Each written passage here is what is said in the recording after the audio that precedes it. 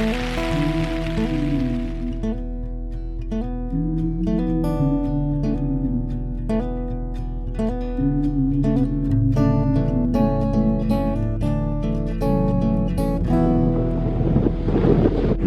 says here, John Ridgway and Che Blythe rode the Atlantic in English Rose III from Orleans to Kilronan on the Aran Islands.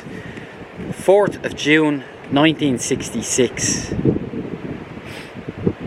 John Ridgway and Che Blythe also participated in the Golden Globe race. It was a round the world race, and it was eventually won by Sir Robert Knox. Also, this was the famous race in which Donald Crowhurst took his own life.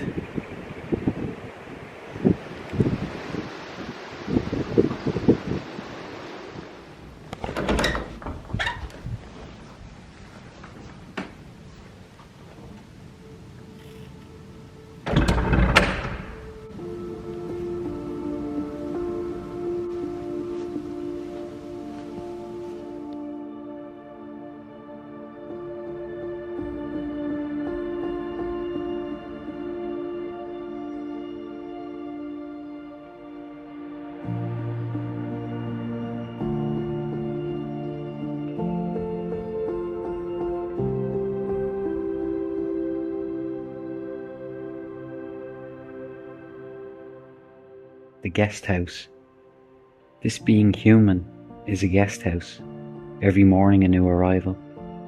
A joy, a depression, a meanness. Some momentary awareness comes as an unexpected visitor. Welcome and entertain them all, even if they're a crowd of sorrows who violently sweep your house empty of its furniture. Still, treat each guest honourably. He may be clearing you out for some new delight. The dark thought, the shame, the malice, meet them at the door laughing and invite them in. Be grateful for whoever comes, because each has been sent as a guide from beyond.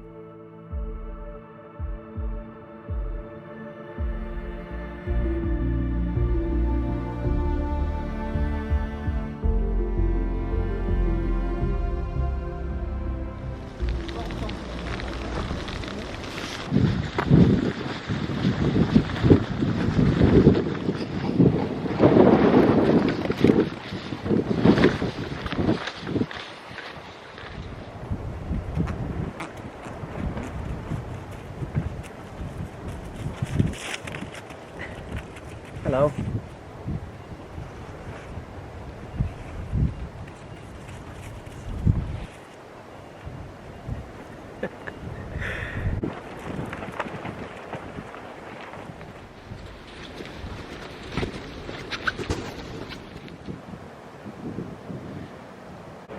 It says here the first church, Inishmore, Connacht, was afterwards rebuilt and dedicated to Saint Ciaran, founder of Clonmacnoise, who had spent 7 years on the Aran Islands as a pupil of Saint Enda. So Saint Ciaran was here studying under Saint Enda. He went on to take a ship up the River Shannon, and that's where he founded the monastery in Clonmacnoise.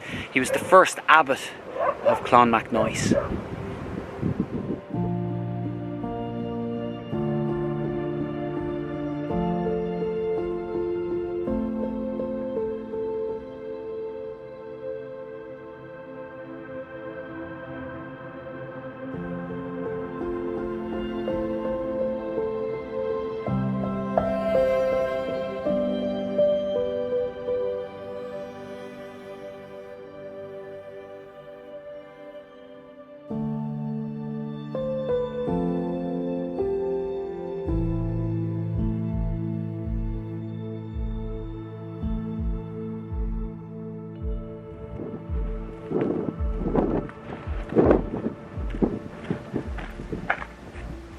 You look like a movie, you sound like a song. Every photograph, you're looking well. I said you're looking well. Yeah.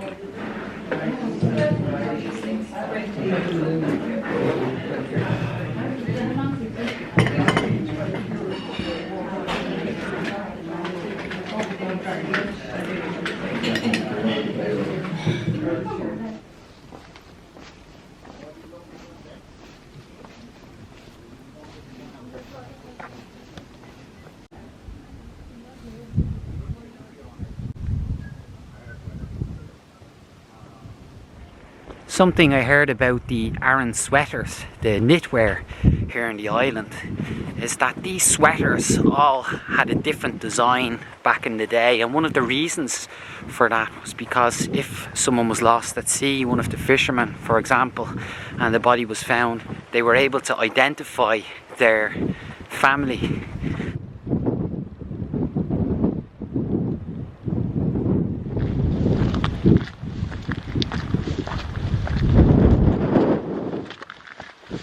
The first feature of Dun Aonghasa, which stands out as you approach the hill fort, are all the stones, the pointed, jagged stones you see surrounding it.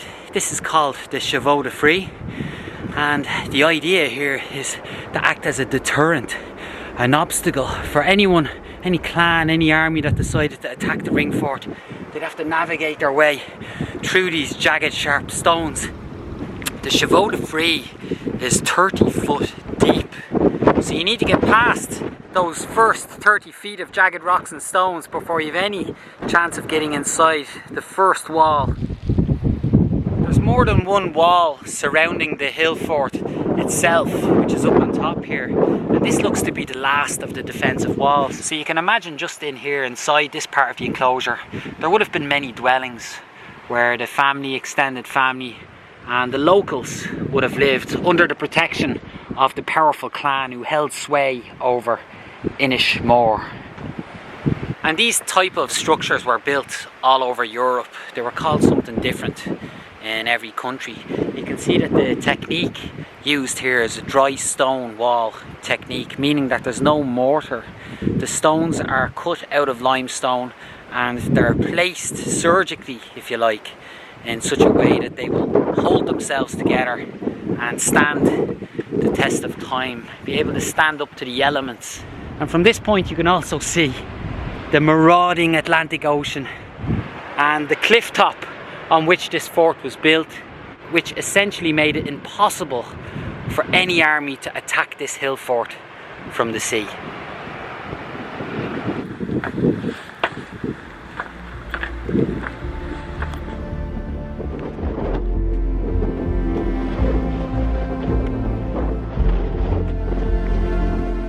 Plaque on the wall here that says this is one of the finest prehistoric fortresses in Western Europe, consisting of 3 dry stone ramparts and the remains of a fort, the outermost of which encloses an area of 11 acres.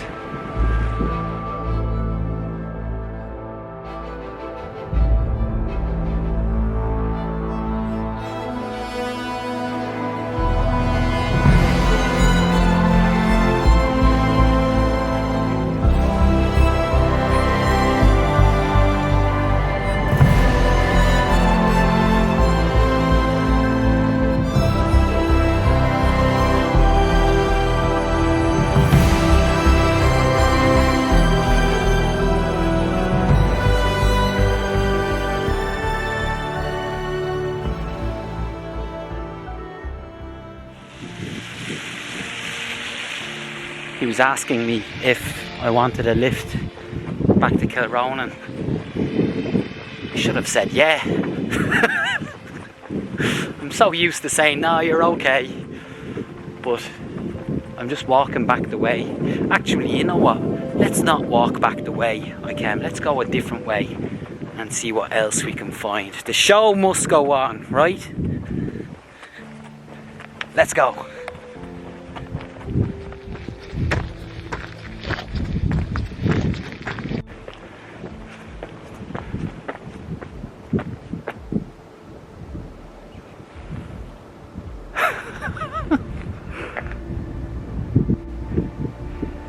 grand pair of ears you have there.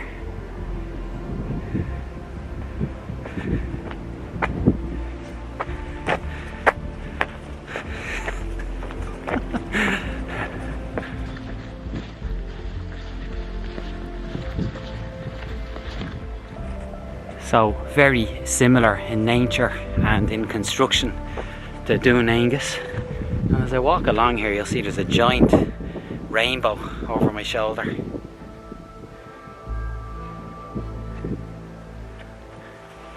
And what is remarkable at this time is I appear to be the only person here.